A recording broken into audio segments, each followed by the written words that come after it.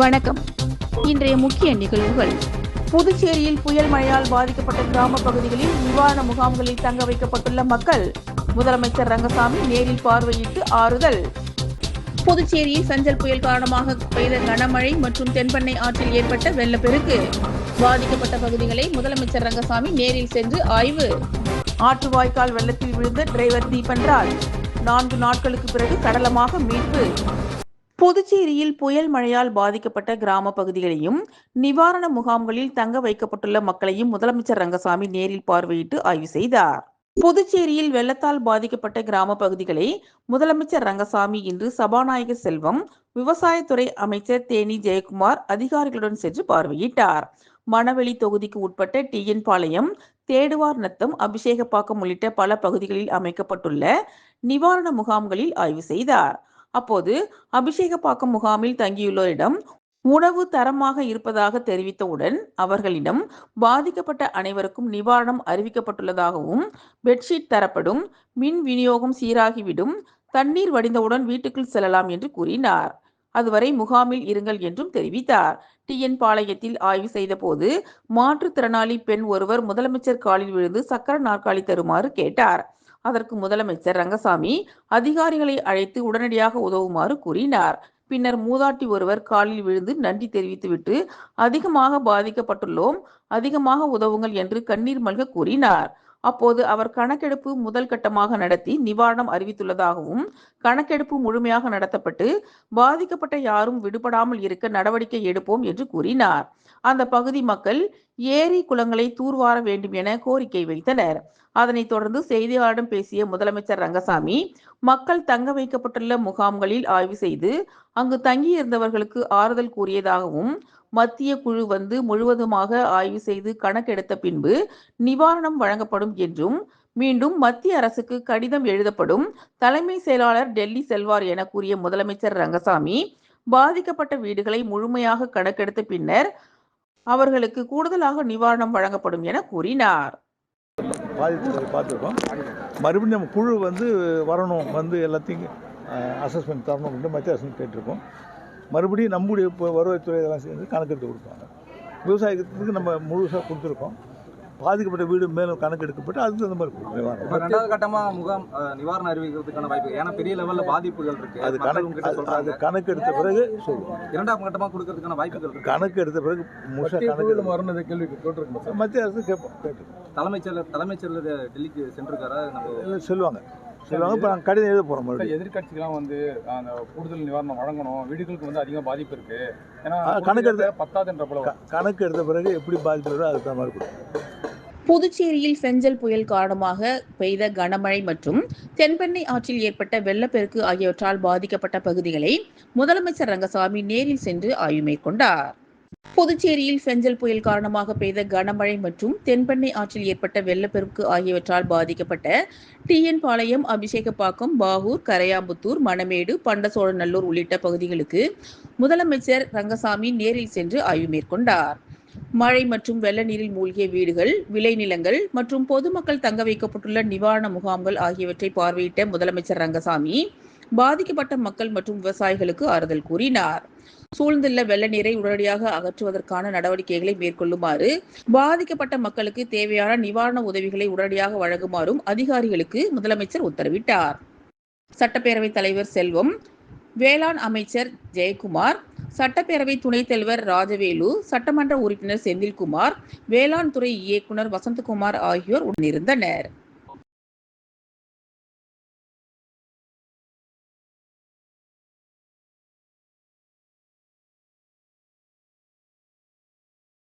வில்லியனூர் திமுக தொகுதி செயலாளர் மணிகண்டன் பிறந்தநாள் விழா தொகுதியின் சட்டமன்ற உறுப்பினர் சிவா எம்எல்ஏ தலைமையில் கொண்டாடப்பட்டது.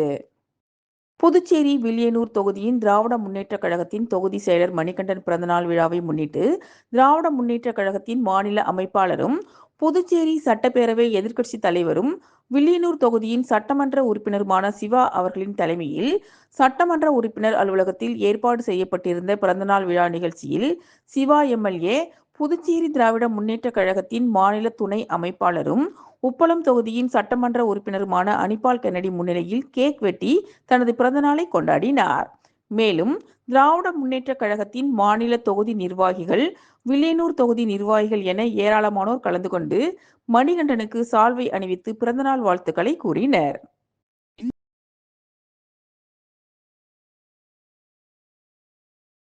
புதுச்சேரியில் காட்டாற்று வெள்ளத்தால் சாலைகள் துண்டிக்கப்பட்டு நீரால் மூழ்கியுள்ள கிராம பகுதிகளை பார்வையிட்டு அந்த பகுதி மக்களுக்கு ஆறுதல் கூறிய அதிமுக மாநில செயலர் அன்பழகன், அரசு அறிவித்த நிவாரணத் தொகையை உயர்த்தி வழங்க வேண்டும் என வலியுறுத்தியுள்ளார். புதுச்சேரியில் தென்பெண்ணை ஆறு, சங்கராபரணி ஆறு, மலட்டாறு ஆகியவற்றில் ஏற்பட்ட வெள்ளப்பெருக்கால் நெட்டப்பாக்கம், பாகூர், ஏம்பலம், பண்டசோழநல்லூர், வடுவகுப்பம், மணமேடு, கரையாம்புத்தூர் உள்ளிட்ட 20க்கும் மேற்பட்ட கிராமங்கள் நீரில் மூழ்கியுள்ளன. இதனால் போக்குவரத்து முழுவதும் துண்டிக்கப்பட்டுள்ள நிலையில் மக்கள் வீட்டை விட்டு வெளியே வர முடியாத சூழல் உருவாகியுள்ளது.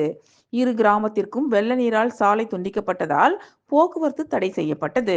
காட்டாற்று வெள்ளத்தில் வாகன போக்குவரத்து இயக்க முடியாததால் டிராக்டரில் மக்கள் பயணம் செய்து வருகின்றனர்.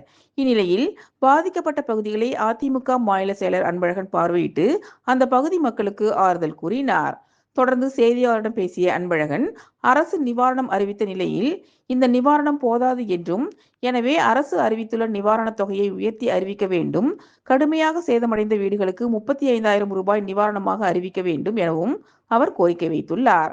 மேலும் அனைவருக்கும் சமமாக நிவாரணம் அளித்துள்ளது எந்த விதத்தில் நியாயம் என்று அரசுக்கு கேள்வி எழுப்பிய அவர், உண்மையாகவே பாதிக்கப்பட்டவர்களுக்கு நிவாரணத்தை உயர்த்தி அறிவிக்க வேண்டும் எனவும் கோரிக்கை வைத்துள்ளார். கடந்த 2 நாட்களுக்கு முன்பு பெருவெள்ளம் புயல் அடிச்சது. மாண்புமிகு முதலமைச்சர் அவர்கள் வந்து 3 அடுக்கு மாடி வீடுகள் அவங்களுக்கு 5,000 ரூபா, கூரை வீட்டில் வசிக்கிற மக்களுக்கும் 5,000 ரூபா, கிட்டத்தட்ட வந்து ஒரு 3.5 லட்சம் ரேஷன் கார்டுகளுக்கு 5,000 ரூபா கொடுக்குறேன்னு சொன்னார். சரி, 5,000 ரூபா நீங்கள் கொடுக்குறேன்னு சொன்னீங்க, நாங்கள் வரவேற்கிறோம். அதே நேரத்தில் வீடூர் டேமு, பெண்ணையாறு டேமு, இந்த டேமில் வந்து தமிழ்நாட்டில் இருக்கக்கூடிய அரசு அதிகாரிகள் எந்த விதமான முன்னறிவிப்பும் புதுச்சேரி மாநிலத்தில் இருக்கக்கூடிய ஆட்சியருக்கு தெரிவிக்காமலேயே அந்த டேம் தண்ணி திறந்து விட்டீங்க. இதனால் வந்து பொதுமக்கள் வந்து மிகப்பெரிய அளவில் பாகூர், கரியமாணிக்கம், இந்த தொழில் இருக்கக்கூடிய வந்து இருளன் சந்தை, சோரிங்குப்பம் கேளுங்க. அதே போல் வந்து நீங்கள் பார்த்தீங்கன்னா வந்து பெண்ணையாறு டேம் வந்து திறந்து விடப்பட்டதால் பாதிக்கப்பட்ட மக்கள் நெட்டப்பாக்கம், பாகூர், அதே போல் வந்து இந்த மணவெளி, இந்த தொகுதியில் வந்து பெரிய அளவில் கிட்டத்தட்ட வந்து 30,000 வீடுகளுக்கு மேலே வந்து முழுமையாக பாதிக்கப்பட்டிருக்குது. பாதிக்கப்பட்டு இருக்கின்ற ஒவ்வொரு வீட்டுக்கும் மாண்புமிகு முதலமைச்சர் அவர்கள் குறைந்தபட்சம் 25,000 ரூபா இன்றைக்கு வந்து நிதி உதவி வந்து உடனடியாக வந்து அறிவிக்க வேண்டும். புதுச்சேரி அரியாங்குப்பம் ஸ்ரீ ஐயப்பன் திருக்கோவிலில் 21ஆம் ஆண்டு மகோத்சவ விழா கொடியேற்றத்துடன் தொடங்கியது. புதுச்சேரி அரியாங்குப்பத்தில் எழுந்தருளியுள்ள அருள்மிகு ஸ்ரீ ஐயப்பன் திருக்கோவிலில் 21ஆம் ஆண்டு மகோத்சவ விழா இன்று கொடியேற்றத்துடன் தொடங்கியது. முன்னதாக காலை 6 மணிக்கு கணபதி ஹோமத்துடன் தொடங்கி ஸ்ரீ கன்னிமூல கணபதி, ஸ்ரீ மஞ்சள் மாதா, ஸ்ரீ ஐயப்பன், ஸ்ரீ பெரிய கருப்பண்ணசாமி, ஸ்ரீ சிறிய கருப்பண்ணசாமி, ஸ்ரீ கருப்பாயம்மன் ஆகிய சுவாமிகளுக்கு அபிஷேக ஆராதனைகள் செய்து மகா தீபாராதனை காண்பிக்கப்பட்டது. தொடர்ந்து கோவில் கொடிக்கு பூஜைகள் செய்து ஆலய கொடிமரத்தில் கொடியேற்றப்பட்டது. அதனைத் தொடர்ந்து ஐயப்ப பக்தர்களின் சிறப்பு பஜனை நடைபெற்றது. விழாவில் சபாநாயகர் செல்வம், சட்டமன்ற உறுப்பினர் பாஸ்கர் என்கிற தட்சிணாமூர்த்தி, முன்னாள் அரசு கொறடா அனந்தராமன் ஆகியோர் கலந்து கொண்டு சுவாமி தரிசனம் செய்தனர். விழாவில் கலந்து கொண்ட அனைத்து பக்தர்கள் மற்றும் பொதுமக்களுக்கு அன்னதானம் வழங்கப்பட்டது.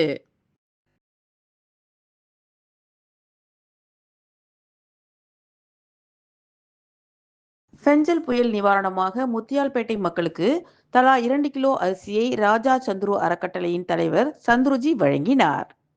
புதுச்சேரி முத்தியால்பேட்டை சட்டமன்ற தொகுதியில் செயல்படும் ராஜா சந்துரு அறக்கட்டளை சார்பில் தொகுதி மக்களுக்கு பல்வேறு சேவைகளை தொடர்ந்து செய்து வருகின்றது. அந்த வகையில் பெஞ்சல் புயலின் தாக்கத்தால் பாதிக்கப்பட்டுள்ள முத்தியால்பேட்டை தொகுதியில் உள்ள ஏழை மக்கள் 1500 குடும்பங்களுக்கு தலா 2 கிலோ அரிசியை அறக்கட்டளையின் தலைவர் சந்துருஜி வழங்கினார். அப்போது அறக்கட்டளை நிர்வாகிகள் உடனிருந்தனர். புதுச்சேரி ராஜ்பவன் தொகுதியில் புயலால் பாதிக்கப்பட்ட மக்களுக்கு சட்டமன்ற உறுப்பினர் VP ராமலிங்கம் வீடு வீடாக சென்று 5 கிலோ அரிசியை வழங்கினார். வங்கக்கடலில் உருவான குறைந்த காற்றழுத்த தாழ்வு நிலை பெஞ்சல் புயலாக உருமாறி புதுச்சேரியை புரட்டி போட்டு எடுத்தது. புதுச்சேரியில் பல இடங்களில் வீடுகளுக்குள் தண்ணீர் புகுந்து சாலைகள் மற்றும் வீடுகளுக்குள் வெள்ளநீர் புகுந்தது. இதனால் பாதிக்கப்பட்ட மக்களுக்கு உதவும் வகையில் விபிஆர் அறக்கட்டளை சார்பில் ராஜ்பவன் தொகுதிக்கு உட்பட்ட வாழைக்குளம் குபேர் பாடசாலை வீதி, மாரியம்மன் கோவில் வீதி, வாழைக்குளம் அரசு குடியிருப்பு, மாரியம்மன் கோவில் பின்புறம் உள்ள பகுதியில் சட்டமன்ற உறுப்பினர் வி.பி. ராமலிங்கம் வீடு வீடாக சென்று ரேஷன் அட்டைதாரர்களுக்கு 5 கிலோ அரிசியை நிவாரணமாக வழங்கினார்.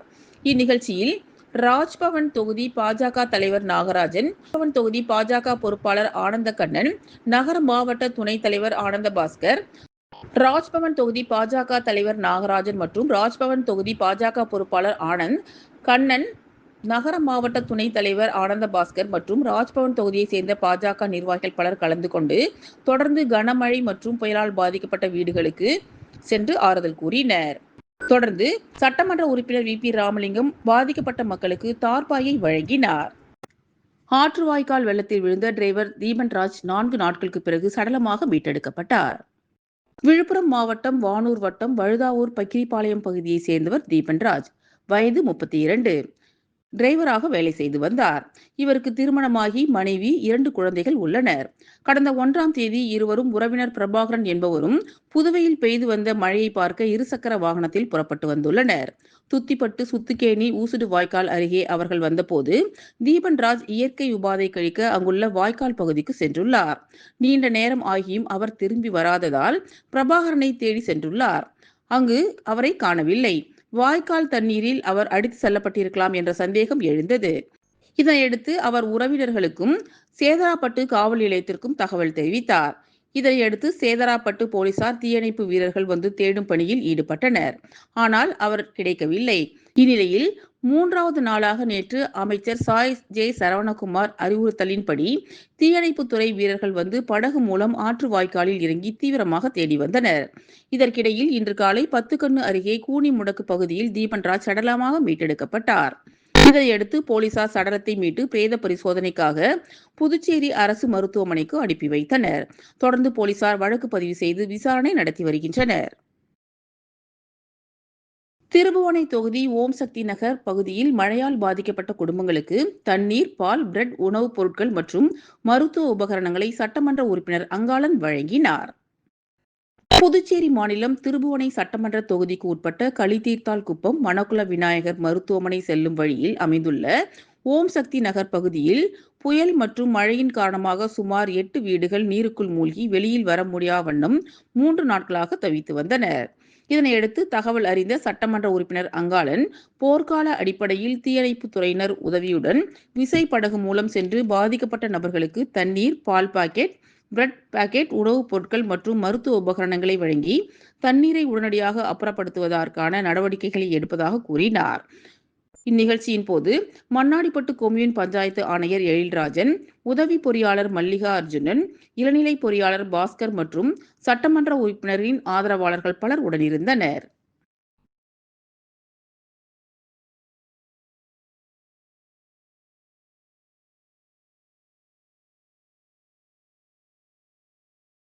புதுச்சேரியில் பெஞ்சல் புயல் காரணமாக ஏற்பட்ட வெள்ளப்பெருக்கில் என்ஆர் நகர் பகுதியில் வெள்ளத்தில் அடித்து சென்ற நபரை தேசிய பேரிடர் மேலாண்மை ஆணையம் NDRF குழுவுடன் இணைந்து முன்னாள் அரசு கொறடா RKR அனந்தராமன் தண்ணீரில் இறங்கி காப்பாற்றிக் கொண்டு வந்தார். புதுச்சேரியின் முக்கிய நீர் ஆதாரமான ஊசுடு ஏரி நிரம்பிய நிலையில் ஐயரை போல மந்திரம் கூறி பூஜை செய்து மதகை திறந்து வைத்த ஆதிதிராவிட நலத்துறை அமைச்சர் சாய் ஜே சரவணகுமார் மேலும் TR ஸ்டைலில் புயலில் பணியாற்றிய அரசு அதிகாரிகளுக்கு ரைமிங்கில் வாழ்த்து தெரிவித்தார். புதுச்சேரியில் பெஞ்சல் புயலால் பெய்த அதிக கனமழையின் காரணமாக வெள்ளம் ஏற்பட்டது. புதுச்சேரி மாநிலத்தின் முக்கிய நீர்நிலைகளில் ஒன்றான ஊசுடு ஏரி புதுச்சேரி மற்றும் தமிழ்நாட்டின் பகுதிகளில் 800 ஹெக்டேர் பரப்பளவில் அமைந்துள்ளது. இதில் 390 ஹெக்டேர் புதுச்சேரி பகுதியில் அமைந்துள்ளது. ஊசுட்டேரியின் மொத்த நீர்பரப்பு பகுதி 15.54 சதுர கிலோமீட்டர் ஆகும். ஏரிக்கரையின் மொத்த நீளம் 7.275 கிலோமீட்டர்.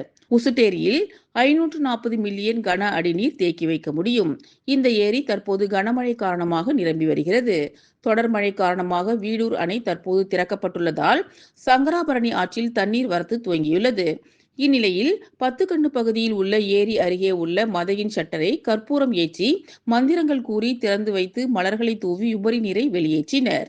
ஆதி திராவிட நலத்துறை அமைச்சர் சாய் ஜே சரவணகுமார் தொடர்ந்து பத்திரிகையாளர்கள் சந்திப்பில் பேசுகையில், டிஆர் ஸ்டைலில் பெஞ்சல் புயலில் பணி செய்த அரசு ஊழியர்கள் மற்றும் பணி செய்த அனைத்து தரப்பினருக்கும் ரைமிங்காக வாழ்த்து தெரிவித்தார். இந்நிகழ்ச்சியில் பொதுப்பணித்துறை உதவி பொறியாளர் லூயி பிரகாசம், இளநிலை பொறியாளர் பாரதி, பாஜக தொகுதி ஒருங்கிணைப்பாளர் சாய் தியாகராஜன், தொகுதி தலைவர் ஐயனார், பாஜக பிரமுகர்கள் முத்தாலு முரளி, சிவசங்கர், சக்தி முருகன், ரமேஷ், ஆறுபடையப்பா மற்றும் பாஜக கேந்திர பொறுப்பாளர்கள், கிளை தலைவர்கள் மற்றும் பல்வேறு பிரிவுகளின் பொறுப்பாளர்கள், நிர்வாகிகள், கூட்டணி கட்சியினர் உள்ளிட்ட ஏராளமானோர் கலந்து கொண்டனர். மேலும் திறப்பு விழாவினை முன்னிட்டு பொதுமக்களுக்கு பால் பாக்கெட் வழங்கப்பட்டது.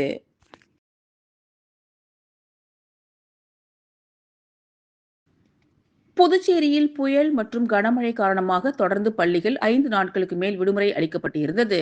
மேலும் தற்போது இன்று பள்ளிகள் திறக்கப்பட்டுள்ளன. புதுச்சேரியில் புயல் மற்றும் கனமழை காரணமாக தொடர்ந்து பள்ளிகள் 5 நாட்களுக்கு மேல் விடுமுறை அளிக்கப்பட்டிருந்தது. மேலும் தற்போது இன்று பள்ளிகள் திறக்கப்பட்டன.